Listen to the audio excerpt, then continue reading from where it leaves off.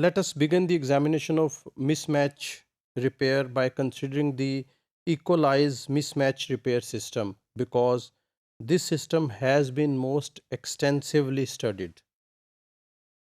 Although this system provides valuable information for studying mismatch repair in other organisms, it differs from the mismatch repair system of gram-positive bacteria and eukaryotes in one important aspect. The E. coli mismatch repair system can distinguish a newly synthesized strand from a parental strand because only the latter has methyl groups attached to the sites with the sequence GATC.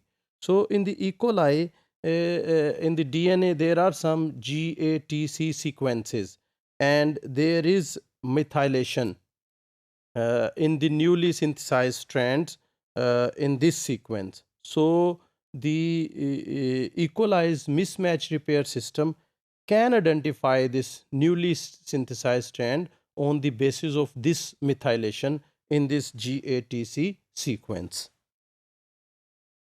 E. coli has a deoxyadenosine methylase that transfers methyl groups from the S-adenosyl methionine molecules to deoxyadenosines in the GATC sequences. So, this is another enzyme, deoxyadenosine methylase, which is present in E. coli.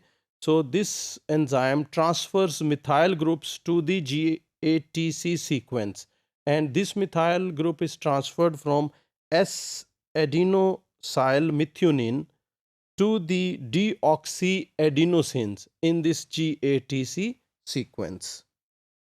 The time of methylation by deoxyadenosine methylase, however, lags behind that of nucleotide addition at the replication fork about 2 minutes.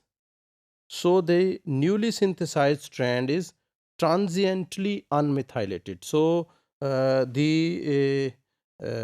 when the methyl group is added to the newly synthesized strand, a 2-minute gap is there between the addition of new nucleotide to the new strand and the methylation to the GATC sequence in the new strand. So there is a gap of 2 minutes.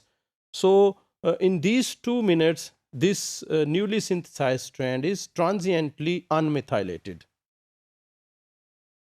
The E. coli mismatch repair system exploits this period of 2 minutes of transient unmethylation to identify and cut GATC sites in a newly synthesized strand with a mismatch.